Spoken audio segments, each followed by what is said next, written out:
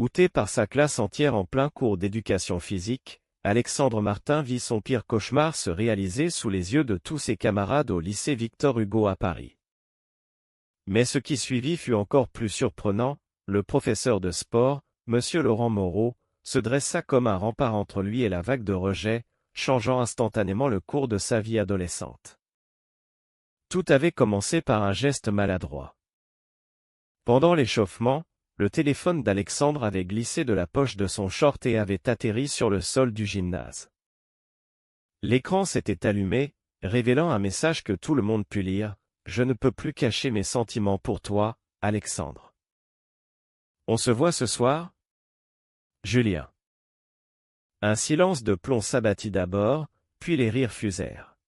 « Et, les gars, regardez. Martin est gay !» cria Lucas, le capitaine de l'équipe de foot, en pointant du doigt l'appareil.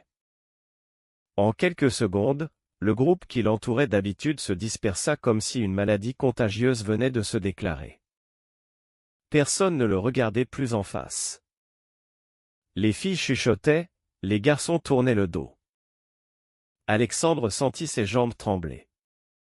Il avait 18 ans, il était en terminale, et en une fraction de seconde, son secret soigneusement gardé depuis 3 ans venait de détruire tout ce qu'il avait construit. Monsieur Moreau, grand, athlétique, les cheveux bruns coupés courts et le regard toujours perçant, s'approcha d'un pas décidé. Son sifflet pendait à son cou, son polo bleu marine moulait ses épaules larges. « Ça suffit », lança-t-il d'une voix ferme qui résonna dans tout le gymnase. « Ramasse ton téléphone, Alexandre, et viens ici.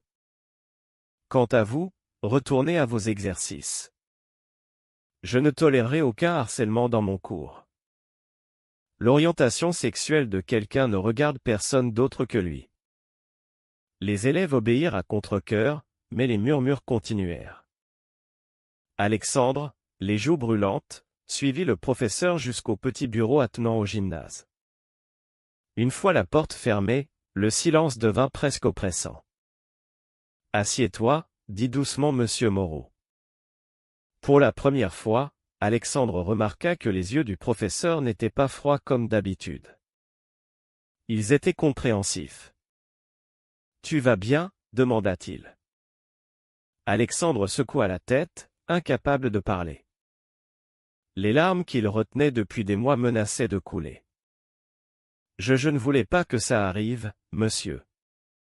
Personne ne devait savoir. » Le professeur s'assit en face de lui, les coudes sur les genoux. « Écoute, Alexandre. J'ai vu des choses bien pires dans ce lycée. Mais je ne laisserai pas une bande de gamins te briser. Si tu as besoin de parler, ma porte est ouverte après les cours. Sans jugement. » Alexandre leva les yeux, stupéfait. Pourquoi cet homme, connu pour sa rigueur et ses entraînements impitoyables, se montrait-il soudain si humain?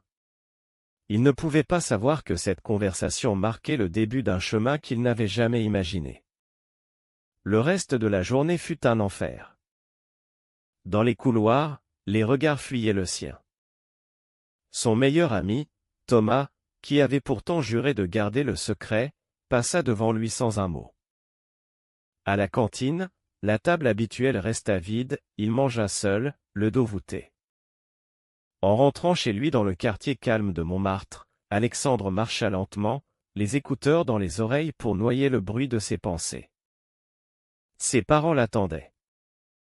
Sa mère, professeure de littérature, était douce mais inquiète depuis quelque temps. Son père, ingénieur chez Renault, était plus distant, plus traditionnel. Comment leur dire maintenant? Le soir, allongé sur son lit, il relut le message de Julien. Ils s'étaient rencontrés en ligne, discrètement, lors d'un forum pour jeunes LGBT. Julien vivait à Lyon et venait parfois à Paris. Mais aujourd'hui, ce lien semblait fragile, menacé par le monde extérieur. Alexandre ferma les yeux. Il ne savait pas encore que M. Moreau, de son côté, avait passé la soirée à réfléchir à sa propre jeunesse, à ce jour où lui aussi avait été trahi par un secret semblable. Le lendemain matin, en arrivant au lycée, Alexandre sentit que rien ne serait plus comme avant. La classe entière l'avait exclu, et pourtant, une seule personne avait choisi de rester debout à ses côtés. Le lendemain, l'atmosphère au lycée Victor Hugo était devenue irrespirable pour Alexandre. Chaque pas dans les couloirs ressemblait à une traversée en terrain miné. Les élèves qu'il croisait depuis 3 ans détournaient le regard ou murmuraient des remarques à peine voilées. « T'as vu le PD » entendit-il une fois derrière lui. Il serra les poings, mais continua d'avancer, la tête haute comme M. Moreau le lui avait conseillé la veille. Pendant le cours de français, sa place habituelle près de la fenêtre resta vide, même la professeure sembla hésiter une seconde avant de commencer. À la récréation, Thomas, son ami depuis le collège, s'approcha enfin, mais son visage était fermé. « Écoute, Alex, je suis désolé. J'avais promis de rien dire, mais Lucas a vu le message et tout le monde m'a poussé. Je ne voulais pas te trahir, mais je ne peux pas risquer d'être associé à ça. Tu comprends ?» Alexandre sentit une lame lui transpercer la poitrine. La trahison de son meilleur ami était plus douloureuse que les moqueries des autres. « Non, je ne comprends pas, » répondit-il simplement avant de s'éloigner. Il erra jusqu'au terrain de sport, espérant y trouver un peu de calme. C'est là que M. Moreau le repéra, assis sur un banc, les épaules voûtées. Le professeur s'approcha sans un mot, s'assit à côté de lui et lui tendit une bouteille d'eau. « Tu tiens le coup ?» demanda-t-il. Alexandre haussa les épaules. « Mon meilleur ami m'a laissé tomber. Toute la classe me traite comme si j'avais la peste. Et mes parents, ils ne savent rien encore. » Laurent Moreau resta silencieux un moment, regardant les nuages blancs filer au-dessus du stade. Puis il parla d'une voix basse, presque intime. « J'avais ton âge quand ça m'est arrivé. Pas exactement pareil, mais assez proche pour que je me souvienne de la solitude. Mes amis m'ont tourné le dos, mes parents ont pleuré pendant des semaines. J'ai failli tout abandonner. » Alexandre leva les yeux, surpris. « Vous vous êtes ?» Le professeur sourit tristement. « Oui. Mais ça reste entre nous pour l'instant. Je ne veux pas que ça influence ma position ici. Ce que je veux, c'est t'aider à ne pas commettre les mêmes erreurs que moi. Tu n'es pas seul, Alexandre. Pas tant que je suis là. » Cet après-midi-là, après les cours, M. Moreau l'invita dans son petit bureau près du gymnase. Ils parlèrent pendant plus d'1 heure. Le professeur raconta son propre coming out raté à 20 ans, les années de mensonges, puis la rencontre avec son compagnon actuel, un architecte discret qui vivait avec lui à Belleville. « L'acceptation commence par soi-même, » lui dit-il. « Le reste vient après, même si c'est dur. » Alexandre se sentit pour la première fois compris. Il osa parler de Julien, de la peur de décevoir sa mère qui rêvait d'un mariage traditionnel, de la colère silencieuse de son père envers tout ce qui sortait de la norme. En rentrant, il trouva sa mère dans la cuisine. Elle remarqua immédiatement ses yeux rouges. « Qu'est-ce qui ne va pas, mon grand ?» demanda-t-elle doucement. Alexandre hésita, puis murmura, « Maman, je crois que je suis gai. » Le silence qui suivit fut lourd. Sa mère le serra dans ses bras sans un mot, mais il sentit ses larmes. Son père, rentré plus tard, ne dit rien ce soir-là, mais l'air était chargé. Le lendemain, au lycée, la situation empira. Un groupe de garçons bloqua son casier avec des mots insultants écrits au marqueur. Alexandre les arracha, le cœur battant. Mais au cours de sport, M. Moreau intervint à nouveau, imposant un exercice en binôme où personne ne pouvait refuser de travailler avec lui. Petit à petit, la peur cédait la place à une détermination nouvelle. Alexandre ne savait pas encore que cette protection allait bientôt lui coûter cher à son protecteur. Les jours suivants transformèrent le lycée en un champ de bataille invisible pour Alexandre. Les professeurs, avertis par les rumeurs, évitait le sujet, mais les élèves ne se gênaient pas.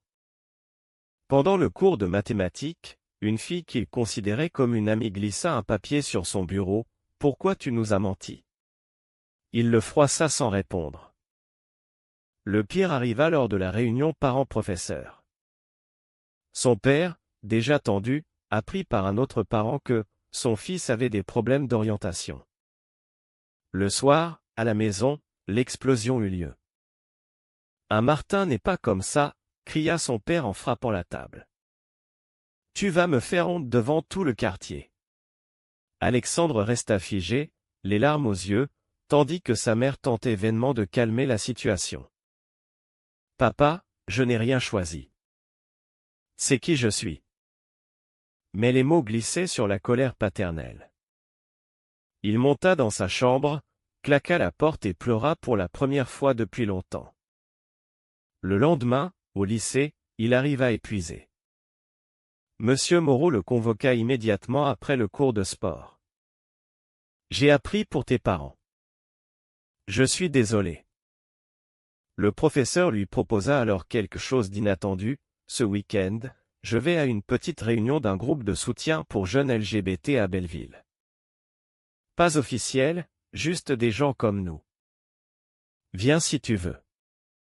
Personne ne te forcera à parler. » Alexandre accepta, hésitant. Le samedi, ils se retrouvèrent près de la station de métro. Laurent portait un jean et un pull simple, loin de son uniforme de professeur. Ils marchèrent ensemble dans les rues animées du quartier. À l'appartement d'un ami du professeur, une dizaine de jeunes et quelques adultes discutaient librement. Alexandre écouta, fasciné. Pour la première fois, il se sentit normal. Un garçon de son âge, prénommé Elias, lui sourit et lui parla de son propre coming out difficile. « Le prof Moreau m'a aidé l'année dernière », confia Elias. Alexandre jeta un regard à son professeur, qui discutait à l'écart. Une chaleur étrange monta en lui. Était-ce de la gratitude ou plus? Sur le chemin du retour, Laurent posa une main sur son épaule. « Tu as été courageux aujourd'hui. Continue comme ça. » Mais le lundi, au lycée, une nouvelle crise éclata. Le principal avait reçu des plaintes anonymes accusant Monsieur Moreau de « favoriser » Alexandre. Une réunion d'urgence fut convoquée. Le professeur risquait une enquête. Alexandre, paniqué, voulut tout avouer pour le protéger, mais Laurent l'arrêta. « Ce n'est pas ta faute. Je fais ça parce que je sais ce que c'est d'être seul. » Ce soir-là, Alexandre écrivit à Julien pour la première fois depuis l'incident.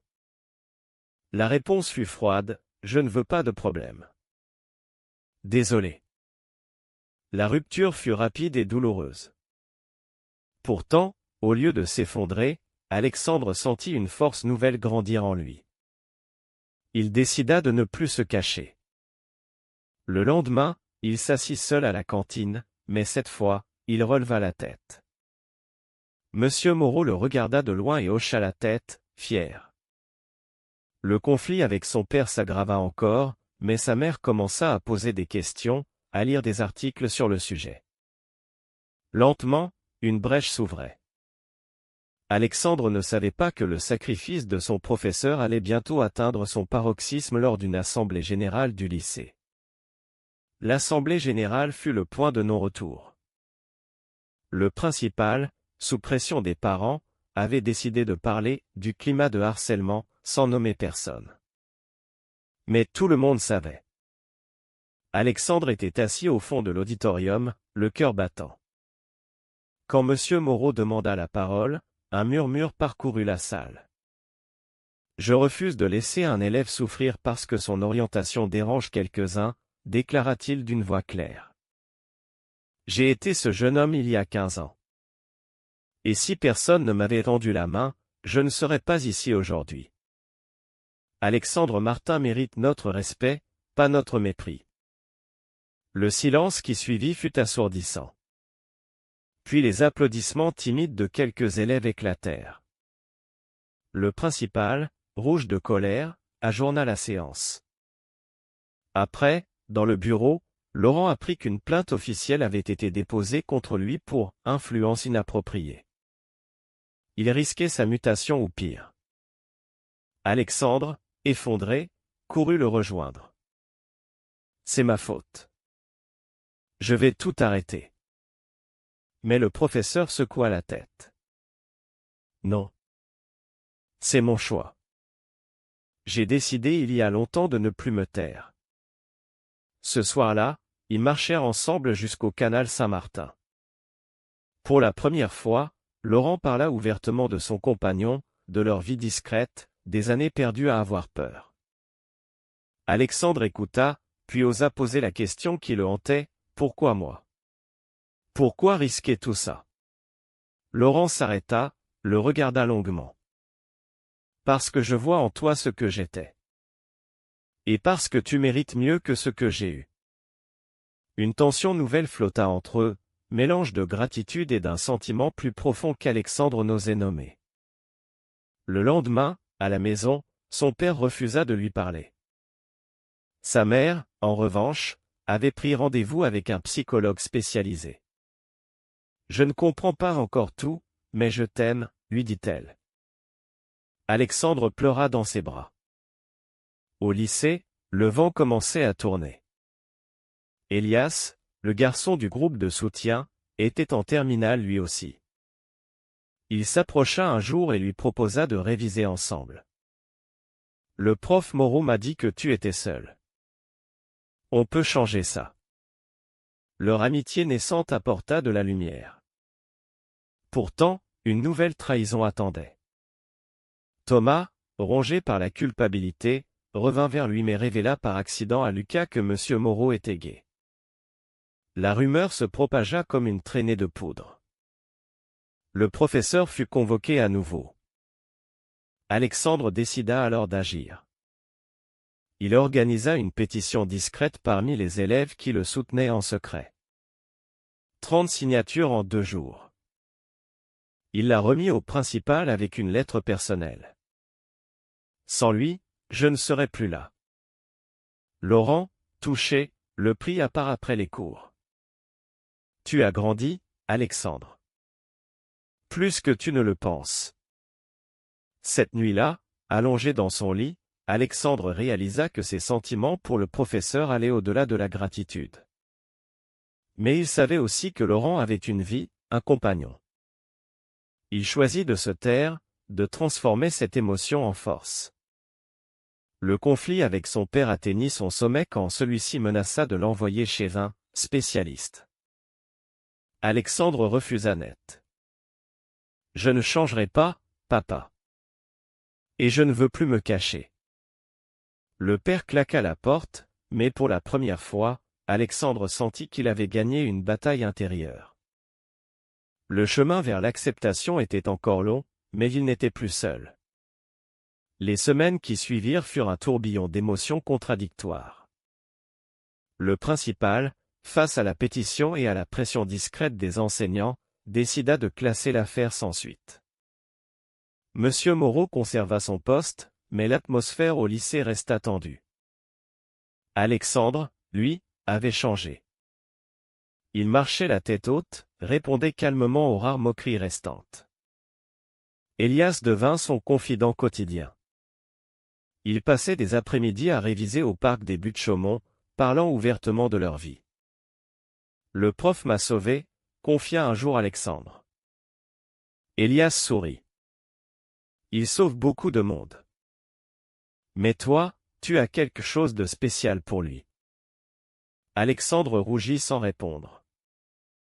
Un week-end, Laurent les invita tous les deux à une exposition photo sur l'histoire LGBT à Paris. Ils déambulèrent ensemble dans les salles lumineuses. Devant une image d'un couple d'hommes des années 80, Laurent murmura « J'aurais aimé avoir ça à votre âge. » Alexandre sentit son cœur s'emballer. Le soir, seul avec le professeur devant un café, il osa enfin parler. « Laurent, je crois que j'éprouve plus que de la gratitude. » Le professeur posa sa tasse, le regard grave.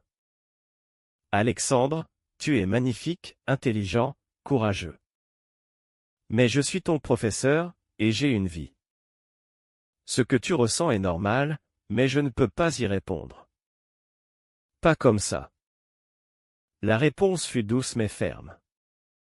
Alexandre encaissa, les larmes aux yeux, mais il comprit. Cette conversation, au lieu de le briser, le libéra. Il choisit de transformer cet amour non réciproque en admiration et en détermination.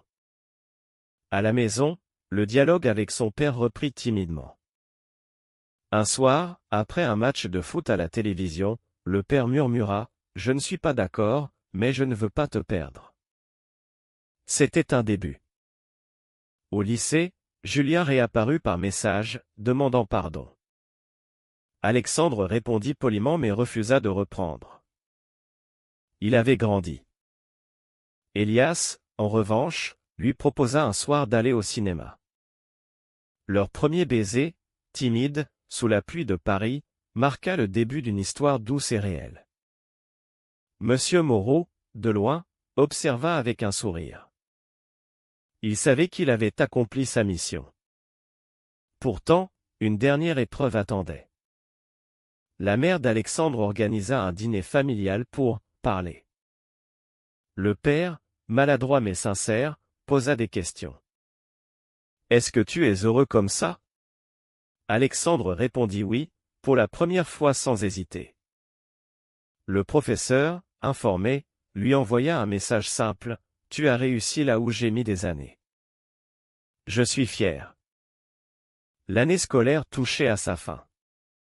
Alexandre prépara le bac avec une sérénité nouvelle. Les amis revenaient un à un, attirés par sa force tranquille. Thomas s'excusa publiquement un jour en classe. Le cercle se refermait, mais différemment. Alexandre comprit que la protection de Laurent n'avait pas seulement sauvé sa scolarité, elle avait sauvé son âme.